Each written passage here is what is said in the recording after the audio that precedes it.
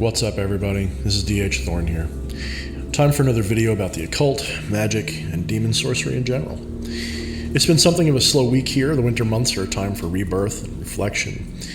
And for some of us, battling seasonal depression. I don't get it too bad, but what it basically means is I have to take a little bit of vitamin D or else I can get kind of lethargic. But emotionally, I'm fine, of course. But there's always time for a demon in review, right? So today's demon will be Prince Stolas. And some of you guys have been really waiting for me to do more of these demon reviews. And I want to begin, before I start talking about Stolas, is that I tend to refrain from doing these for two reasons. One, I have to make sure that I have a decent amount of work with the spirit before I really want to talk about them. You know, I don't want to just channel them once and then make a video about it. I like to have some kind of work with them before I really, you know what I'm saying, before I make a video about it. That's not to say I haven't worked with quite a few spirits, but like I said, one or two channelings probably isn't enough. But along with that, I also want to make sure that the information that I'm giving is of value, that will help you to maybe make better contact with this spirit. And part of that means, you know, I'll probably do another separate video about this at some point, but there's kind of two different approaches to working with spirits. One is to immerse yourself as much as possible in the spirit's lore as you can, to learn as much as you can about them before you begin. The other is to be limited and to only learn a little bit so that you can verify what you're finding out and letting them tell you what they're about. Now, in my book, Become the Maelstrom, link in the description, of course, I kind of advocate strongly for the limited approach, where you take only what is written in the grimoire you're working with, or keep it limited. In other words, don't spend months and weeks, you know, procrastinating and trying to learn everything there is to know, because you're basically just showing you don't have faith in the spirit to guide you. And it's better to work with the spirit and let them guide you. And I'm talking about for your first initial working with them. Ask them to guide you forward. Ask them to show you about themselves so that they will guide you into what things you should immerse yourself in. So rather than doing your immersion before you begin working with the spirit, begin working with the spirit and then do your immersion. And you will find that as you do this, they will guide you to the right information. They'll guide you to the things that you need to focus on. And you will do a little bit better, if not a lot better, by doing it that way. So I sort of have to balance what I'm doing. I don't want to give you so much that I fill your head with ideas that may not work for you. I want to make sure that I'm giving you just my experiences that translate into a video that will help you as a review of this spirit to get into the energy of that spirit without polluting you too much. Now, the good thing is certain spirits there's not as much information about. You know, some of them there is a wealth of information. You have Baal, you have Asmodee, you have Lucifer. There's so many spirits that they're way out there in terms of how much information is out there. So luckily for something like Prince Stolas or Prince Malphas or any of these others, President Malphas or any of these other spirits that are sort of the lesser Ars Goetia spirits. And I don't like to use the word lesser, but you kind of have to, because even though I think that they're very, very powerful, they might be lower in hierarchy if you believe in the hierarchy, they're not as widely worshipped or worked with. So they sort of are lesser in that sense. They're lesser known. But Prince Stolas is one that is of the lesser known ones. He's pretty commonly worked with. People find him interesting. He's got a very good set of specialties that he focuses on that really make him an excellent patron for anyone who is looking for a patron. And I don't usually advocate patrons, but I know a lot of people enjoy them. Anyone who's looking for a patron, he makes a good patron because he has a very good wide assortment of skills that he teaches and works on, for general practice of magic. He's very excellent for that. So before I begin, I also want to start by thanking my patrons for the month of November and December. Your support helped make this video possible, and most of this content has been taken from the early access post that I made on my Patreon page. So the link to that is also in the description. Yay. So anyway, let's get on with it. So Prince Stolas, the 36th spirit is Stolas, or Stolos. He is a great and powerful prince, appearing in the shape of a mighty raven at first, before the exorcist, but after he taketh the image of a man. He teacheth the art of astronomy and the virtues of herbs and precious stones. He governeth 26 legions of spirits, and his seal is thus, witches, etc. So, hopefully I will have at least flashed the sigil for Stolas on the screen there. So I'll give it a second. There we go. Boop, boop, boop. So I've always had a fascination for birds. As many of you know, President Malthus is one of my favorite spirits to work with. And no small part of that is because, he has an avian aspect. He looks like an avian entity. And Prince Stolas is... they call him a mighty raven. However, most people say it's an owl, basically a night raven. An owl was the original viewing of him. And I sort of see that intention there.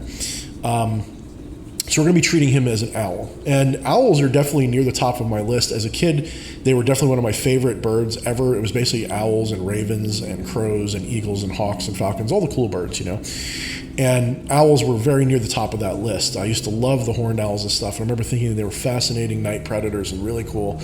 And I used to really want to find them. We had owls all throughout the woods, but I never really saw any growing up. I never saw one, actually, when I was a kid. Even though I lived in the wilderness, a lot over the summers, I never saw one.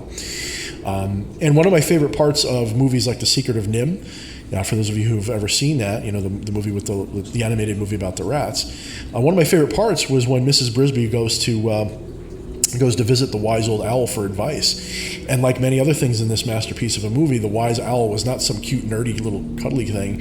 It was a dark, mysterious, brooding, terrifying, arcane type of creature. It was really cool. It could have been the familiar of a wizard or a sorcerer or a necromancer or something. It was so cool. So no, the owl was a sinister force of nature, a terrifying old shadow that was feared by everybody. It wasn't just a large and imposing, creature. I mean, although it was pretty large, but it was also just terrifyingly wise and intelligent, and it had a certain way about it that was enigmatic. And to a great degree, President Malthus, but also Stolas, appears to me very similarly. President Malthus, when he's more in his bird form, reminds me of that, but in a crow. And Stolas is almost exactly like that, but usually a white owl for me. I usually see him as a very white kind of owl, almost glowing silver, but yet still very dark and ominous, if that makes sense.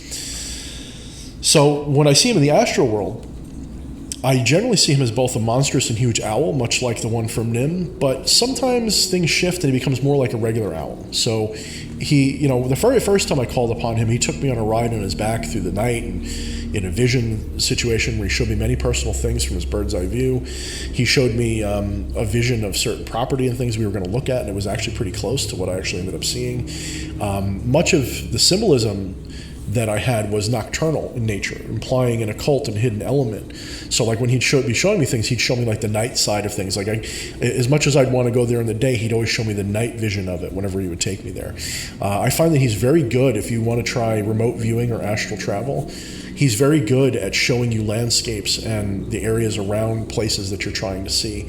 And there'll obviously be some discrepancy, but you can get a very good feel for the place and what it's going to be like at night just by working with him in that sense. And I could see people and places and arguments and all kinds of stuff sometimes from a distance. You could kind of get the impression, but it wasn't close up and personal. It was more like you were watching it from that bird's eye view. He's also another demonic being that is a natural fit for me personally. We share many interests. I love astronomy, cosmology, space, physics, and all those things. It's really like one of my loves. It's like I'm kind of like I have a lot of facets of my hobbies and interests. I'm a very widespread person. I'm kind of like a Renaissance man. And one of my other loves is science and physics and space and all of that stuff, science fiction and things like that. So a being that watches the stars, like Stolas, it's definitely one I'd be interested in. Now, I'm also the grandchild of a very exclusive jeweler. Among other things, she was quite a remarkable woman who would be paid large sums to give private showings of her collection and have her help the clients make their decisions. She had a huge private collection and a big safe in the house. And she wasn't like, the local jewelry chain. No, I mean, she didn't have a big store. But she wasn't just selling rings and chains for a few $100s necessarily. We were talking, the really rare, expensive stuff, the designer stuff, the not designer stuff, but the stuff that could cost you thousands of dollars, for something that, the really rich would come and see. We always had a bodyguard, sometimes two, to attend the showings, to give you an idea. So suffice to say, I have a knack and an eye for jewelry and stones a little bit. If I have any pictures of them, I'll put some of them in this video. But I make a lot of wire wrap gemstones. I don't really sell them right now. I probably should. But I'm not an expert in stones used in magic, but I do enjoy them. I do make use of them. There's definitely some people that I've worked with in the past who are really expert at that. But it is something I have a strong interest in, like anyone who practices magic. I have found most people who have an interest in magic at least like to know a little bit about stones and herbalism. Well, that's something that Stolas is incredibly good at teaching. So I do believe that my interest in working with that is partially because of him and partially because of President Malfas, because President Malfas is interested in working with and inspiring artisans and bringing them together, and that's an artisan craft as well. So, of course, there's my newfound interest in herbalism that's been building as I've gotten back into this. I'm not very good at it, but herbalism is definitely something that I look into at least a little bit so that I can at least get some correspondences right with my incenses and things like that. And he's been sort of calling to me for years, I believe. And, I'm very happy to be working with him in a more formal capacity, but he's not one that I spend a lot of time with. I kind of work with him for a little while, and then I put him down for a while, and then I work with him again.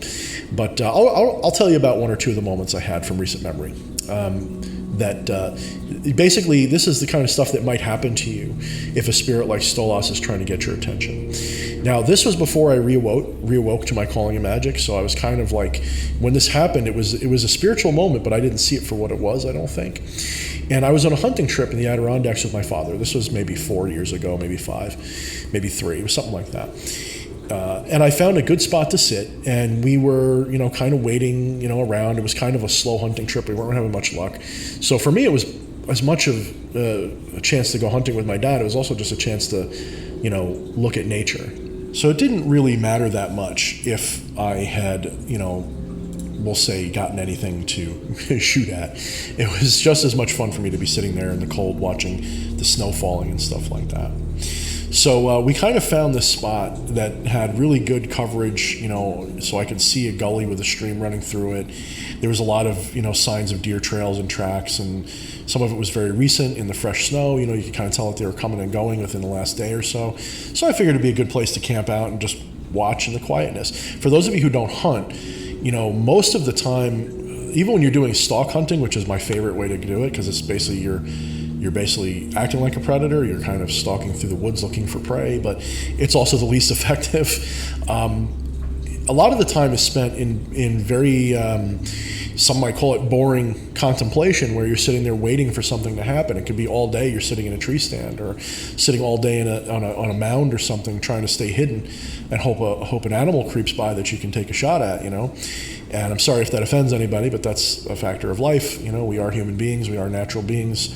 It's in our DNA to have that instinct a little bit. So I do apologize if any of that's sensitive for some of you. But so this was a wonderful, peaceful early morning. And the air was utterly still. It was like really calm and beautiful. The trees were mostly bereft of, obviously they were bereft of leaves, but this was a sort of an evergreen forest. So you had like a mixture of trees that were barren and some that were just still green, because we're talking about, hemlocks and things like that. So the air was really still, and there was this fine powder of fresh snow that was everywhere around me. It was just thick enough, but it was also, not so thick that it muted it's kind of hard to explain. That silence you get in a snowstorm? Well, this is what this had, because there was a very gentle, fine, powdery snow falling, and it was creating a gentle hiss, if that makes sense, as this, crisp stuff fell down into the foliage and the leaves around me. And I found my mind was wandering and daydreaming, and I didn't care if I saw a deer at all. Like I said, I didn't really care. I was just enjoying it. And it still felt pretty warm. I was pretty comfortable, and I wasn't like getting cold and shivery. It was just about right. So it was so peaceful and serene and epic. I basically started trancing out, compared to where I live right now. It's like a dream come true. So as I daydreamed, as I kind of tranced out, I began to feel really drowsy, and my daydream was beginning more and more like sleep. And I began to imagine an owl talking to me from a tall tree, telling me not to fall asleep, And it was kind of vague. It was kind of like, weird, And I'm like, that's funny. And I kind of opened my eyes and looked around. And after a moment, I noticed a small rodent scurrying out from behind some leaves somewhere. And it was about maybe 10 or 15 feet away. It was this small chipmunk. And it was probably taking a break from its hibernation or something to leave its den for a minute to, use the bathroom or whatever, and maybe nibble some food or whatever. So as I sat motionless, kind of like just enjoying the moment and enjoying the fact that I was able to just be so stealthy and watch this animal, it got closer and closer. Eventually it got to like 10 feet away, maybe a little bit less. Like if I laid down and reached my arms out, I probably could have touched it. And I remember thinking to myself, man, you're brave. And I know that chipmunks actually can be really brave. Anybody who knows anything about chipmunks, they know that they can get kind of territorial and they don't fear bigger animals like they should. You know what I mean?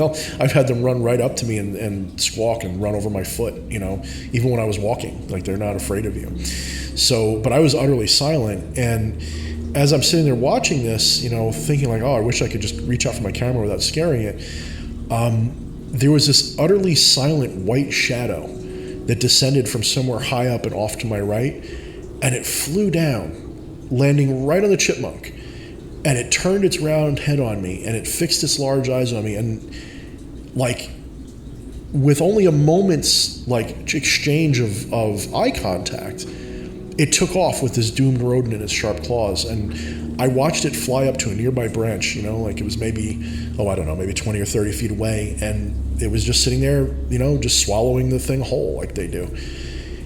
And I will never forget that moment. That was one of those moments of my life that, there's a few of them, but there's moments in your life that for whatever reason, they don't go away. It's the kind of thing where I'd hate to forget that moment. And some of the other ones would be like meeting my wife, meeting my future stepson and all that. But this was one of those kind of moments, and you never forget that moment. And last year, after reawakening to the forces of magic and darkness and spirituality and all that the way I have, I became aware that various bird species like crows, ravens, and owls were mysteriously moving into my neighborhood. Some of these animals, like the ravens, are almost unheard of around here. And one night, upon waking up around 2 or 3 in the morning to use the bathroom, I was disturbed by the sound of this owl hooting really loudly. And I think to myself, well, we don't have owls in my backyard. What the heck? So I go to my rear window and I notice the school field behind my house, which is, maybe 300 or 400 yards away from where I was. There's a pair of big, large owls. I mean, big ones. We're talking like, probably 3 or 4 foot wingspans. Who decided to use the school field for hunting, and they were flying around in the football stands and stuff, using that to watch for stuff. And you'd hear hoo hoo, and then they would just go, get something. And there's like this little street light out there, so they were really illuminated really well. So I've never seen owls. I told you, I've never seen owls, especially owls that big. But I never saw owls my whole life, except for that one time that I saw in the Adirondacks. Until then, I'm obviously not counting like zoos and stuff. So I've lived around here my whole life, or in this area, and I know we have owls around, but I've never seen them, nor have I really heard them. This was the first time I heard this kind of an owl call and saw something so big. And they've been there pretty much ever since. I mean, they come and go seasonally a little bit, but they've moved into the area. And like the crows and the ravens, and like, as soon as I started working with President Malfoss, the crows and ravens showed up, and now, now that I'm working with, acknowledging and working with Stolas, the owls are everywhere. So one obvious point could be, if you wanted to be a skeptic about it, you could, of course, say that it's simply because my mind is on Stolas that suddenly I see owls everywhere. That is a possibility. But everybody noticed it. People are saying, we didn't have owls around here before. We haven't seen them. I've never heard, especially not like that. So it is pretty remarkable to me. Now, does that mean that they're attracted to me, or does it just mean that that energy is more around me, and therefore it's something that's just happening more? It's hard to say. I would say that they could be his familiars that are watching over us. It could be something else entirely. So it was very interesting. It was really interesting to me. And I still see them pretty frequently. I haven't seen them much this winter, but it could just be I'm not looking for them. So now, when you're calling upon Stolas, one of the things I've found is that he really likes fine herbs, for incenses or smoking or for tea for his offering. When you work with him, you want to give him a little offering of try to make it something that you've hand selected, some kind of natural herb that you've gotten from an apothecary or something like that nearby, or a New Age store or something. Get the good stuff, not just a stick of incense. Give him the good stuff. Give him the actual herbs. Give him maybe the resins or something. He also likes stones and jewelry, obviously, because those are things he works with. So from time to time, give him not just an offering, but really offer him one of your better stones, like dedicate it to him. This is Stolas's amethyst, something like that. Now, he may or may not speak to you. For me, he speaks sparingly and in kind of a haunting, melodic, deep voice. And that's the key, was that it was haunting and melodic, almost, I guess, like an owl's call, but like very kind of, haunting and melodic. I can't put it any other way. It's very interesting. And his voice has a lot of wisdom in it, if that makes sense. Now, I have seen him as a large apparition in the astral, as I said before. But I've also seen him kind of like in an overlay with my environment, which happens, that's a pretty normal way to see spiritual things. You'll be looking around your ritual chamber and you'll picture the spirit in the corner of the room, and the picture becomes more and more vivid, and then at some point you just know that's where they are and you just start talking to the corner of your room. Kind of like that, but in this was kind of a little different. I was just going about my business, and I saw 3 owls perched in in the trees around where I was, and each one was speaking in unison. And it happened only a few times, but it was really kind of wild, and the things that they were telling me were useful, and most of it came true. So only part of it must have been my imagination, so to speak. And I believe for some people, he really would make an ideal patron. I really do believe that. And I found that, he does have an enigmatic nature. He's not as, he doesn't necessarily come when he's called, at least not for me, the same way that others might. A lot of other spirits, I'll call to them, and they'll appear, or they'll be in my mind or something. He's more like he picks and chooses his appearances. And he doesn't like to come to just hang out necessarily. Owls are generally antisocial beings. They don't live very social lives. They may roost together, especially in certain times of the year, but they kind of like they're not like crows that live in murders. There's no murder of owls. There's no pack of owls. There's no flock of owls. They are generally solo entities that like to live on their own mostly, and that's because they're very predatory. Predatory animals, they can be pack animals, but a lot of times they're also just as inclined to be solitary, more so than other types of animal, especially opportunists and stuff, because they don't want to share their prey, And I think Stolas is a little bit like that. He doesn't like to just socialize. I think he is more about let me come when it interests me, and the more interesting you can be, of course, the better for him to make his visits. So I really feel like Stolas, he'll come if you don't have an offering, but I really feel like Stolas is one of those entities where you really should have some kind of, we'll say, like I said, herbs or a stone to give him each time he comes. Even if it's just a little bauble, just a something that fits his interests, a way to feed him, basically, if you will. So, he'll make visits for small talk and communion, but it's just not like his main thing. He's certainly one of my favorite animistic demons. There's a certain, if you look at especially the Ars Goetia, but all the different pantheons of spirits that you could work with that are in the demonic current. There's some that are very human or humanoid. There's some that are mythical creatures and monsters, and then there's some that are just like animal spirits, like totem spirits almost, like something you'd have in a primitive culture or a native culture, whether it be, Native European or Native American or any other, native ancestral culture. I really strongly believe that Stolas and others like President Malphas are extensions and demonized forms of those ancient, beings that our ancestors worshipped. They are lost gods, essentially, or they're amalgamations of those lost gods. And Stolas is the dark aspect of them. Instead of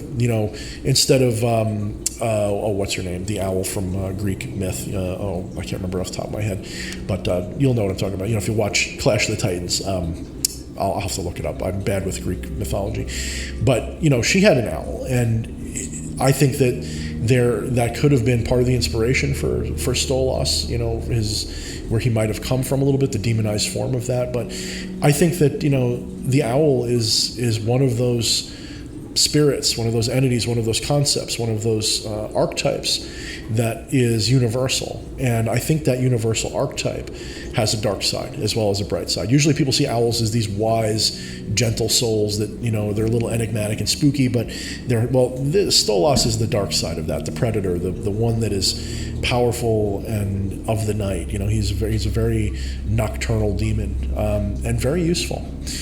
Well, anyway, guys, if you do work with him, make sure you give him your offerings. Make sure you ask him to help you with astronomy, astrology, invoke his energy in your studies, and ask him to guide you. He's a very good teacher spirit.